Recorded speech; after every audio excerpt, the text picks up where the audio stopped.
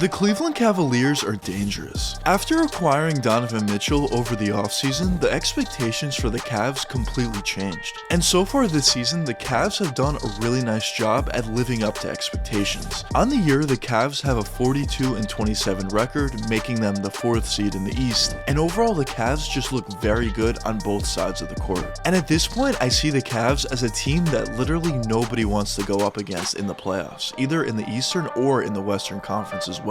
But quickly, before we get the video started, for those of you who may not know, I'm JuicySports. I make opinionated NBA content, and if you guys enjoy videos similar to this, hit that subscribe button, that like button, and that post notification bell. I also want to quickly mention that I recently started up an MMA channel, and if you guys are interested in that, the link will be in the description. But anyways, let's get into it.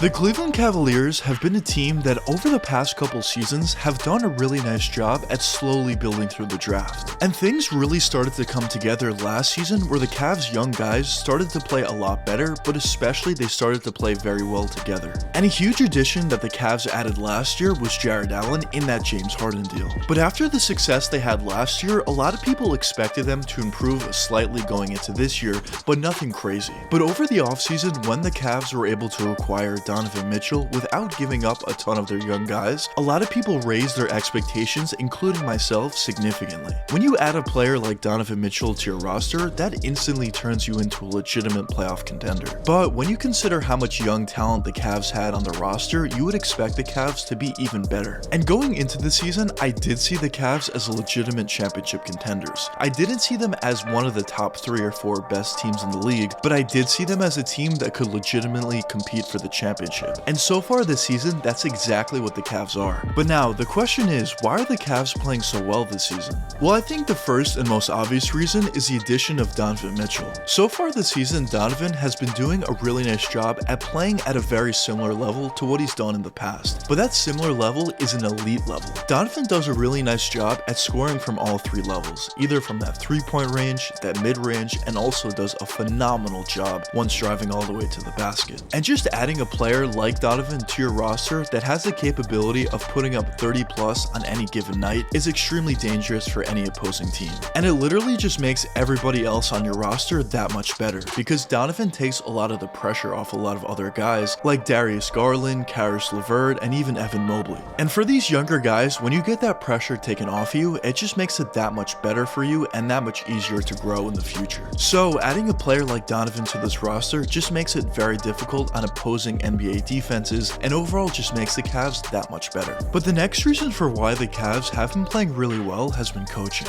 The fact that the Cavs have run crisp offensive sets as well as crisp defensive sets, and overall has just played very well as a unit, is in part due to their coaching. Now obviously the players have something to do with it, but the actual plays that the Cavs are running out there have been really effective. And just giving easier shots to anybody on the roster just makes it that much easier for them and gives them that much more confidence to play better as the game progresses. And in my opinion, I do think the coaching has played a huge factor for why the Cavs have been playing so well so far this year. And even going into the season, although most people were very excited about the addition of Donovan, there certainly were some questions and concerns about how well he would fit in with this roster. But the fact that Donovan has fit in very nicely is in part due to their coaching. The fact that the Cavs have given Donovan a lot of different plays to get him easy shots out there just improves the overall chemistry of this roster and just makes it that much easier for everybody else in the team to play well as a unit. But the next reason for why the Cavs have been playing so well this year is due to the overall improved play from basically everybody on this roster. When you talk about guys like Darius Garland, Evan Mobley, Jarrett Allen, Isaac Okoro, C.D. Osman, there's just a bunch of different guys on this roster that have really taken their games to the next level. And when you add a player like Donovan Mitchell alongside with basically everybody else on your roster improving from last year to this year, obviously you're going to be significantly significantly improved. And that's exactly what we're seeing with the Cavs. They're a team that's very good during the regular season, and once it comes down to playoff time, I do see them being a very dangerous team.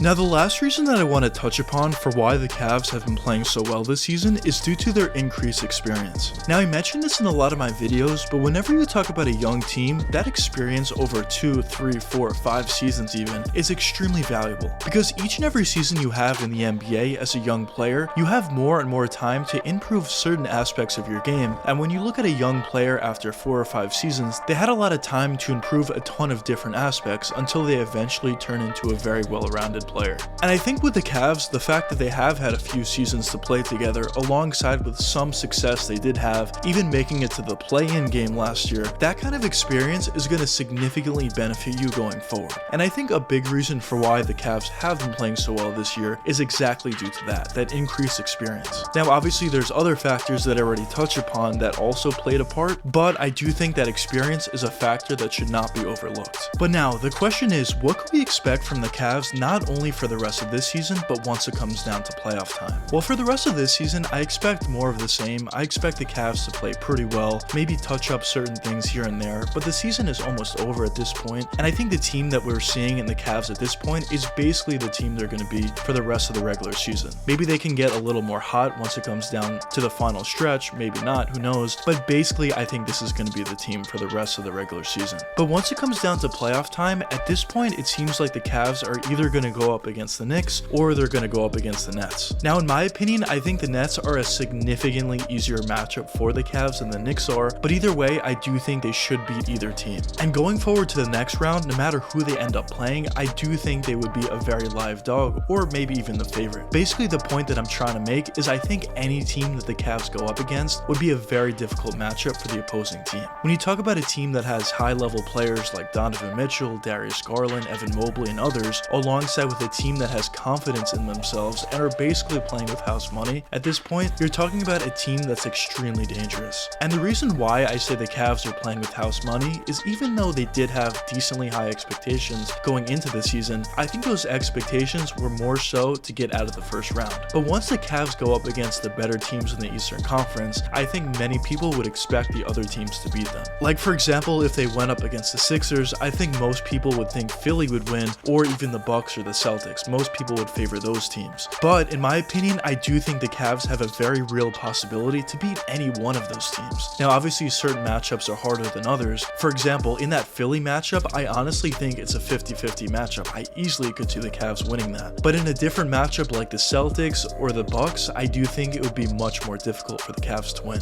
But at this point, I do see the Cavs as legitimate championship contenders. But I guess only time will tell what does end up happening for the rest of this season and once it comes down to the playoffs. But in terms of my long-term expectations for the Cavs, I am very high on them. As I mentioned, they are a very young team, so you would expect a team like this to only improve with time. So I'm definitely very excited to see what the Cavs are able to do going forward long term. But anyways, let me know what you guys think in the comments. Do you think the Cavs have a legitimate chance to beat anybody in the NBA, or do you not think so? But anyways, I hope you guys enjoyed the video, and if you did enjoy, check one of these 2 videos popping up now. And until the next time, peace out, guys.